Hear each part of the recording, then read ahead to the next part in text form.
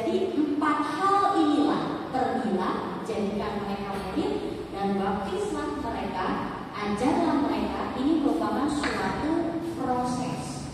Kalau yang namanya proses pasti akan berulang, Bapak Ibu sekalian, bukan cuma berhenti. Jadi inilah tahapan proses evangelisasi, Bapak Ibu sekalian.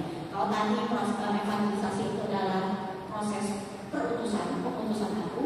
Di dalam sini ada 3 proses. Yang pertama pra-evangelisasi, evangelisasi aktif, dan berkesinambungan. Ya. Membangun pertemanan yang tulus merupakan langkah awal dari evangelisasi. Membangun jembatan agar bisa membawa masuk kabar baik. Inilah yang namanya pra-evangelisasi. Jadi evangelisasi aktif itu adalah merupakan tentang kesaksian. Tapi kesaksiannya cerita iman bukan tentang saya, bukan kehebatan saya, tapi tentang Tuhan Yesus. Ketika kita memberikan atau berbagi pengalaman kesaksian iman tentang Yesus, gitu kan ya, disitulah juga akan terjadi namanya tawaran pertobatan. Lalu di situ juga ada tawaran baptislah. Kalau baptis itu berarti kita mengajak seseorang untuk masuk dalam menjadi anggota gereja, betul ya? Berarti mengajak untuk masuk ke dalam komunitas. Itu yang namanya evangelisasi aktif. Lalu ada yang namanya evangelisasi berkesinambungan. Apa yang berkesinambungan? Setelah kita dibaptis tadi, setelah kita menjadi anggota gereja, tidak berhenti sampai situ. Gitu kan ya, Bapak Ibu sekalian. Ada banyak hal yang mungkin juga masih harus kita pelajari. Melalui komunitas Kristiani, mereka dapat bertumbuh imannya dan menghasilkan apa, Bapak Ibu? Buah-buah hidup rohani. Jadi 5 langkah evangelisasi. Yang pertama apa?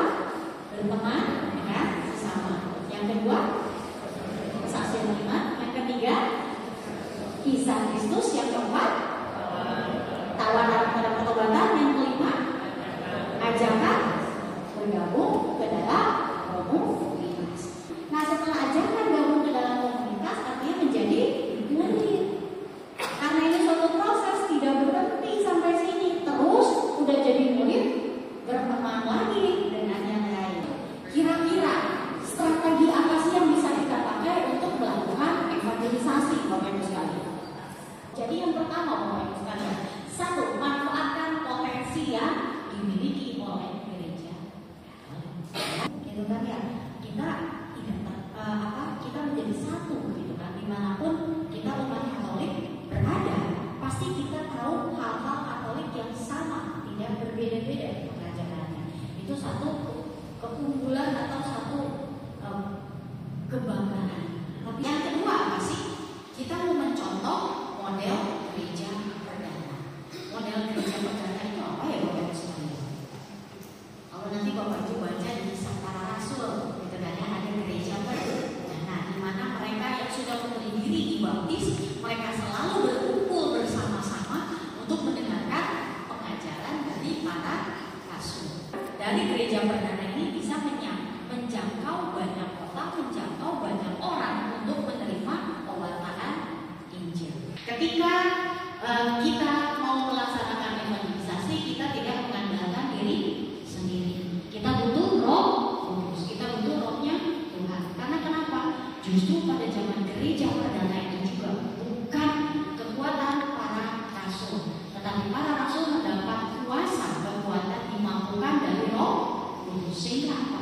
Ketika mereka melakukan berbagi, mereka mengajar, mujizat terjadi, banyak juga yang dilipat. Kebutuhan umat dan gereja saat ini apa? Satu, mengenal tujuan hidupnya, yaitu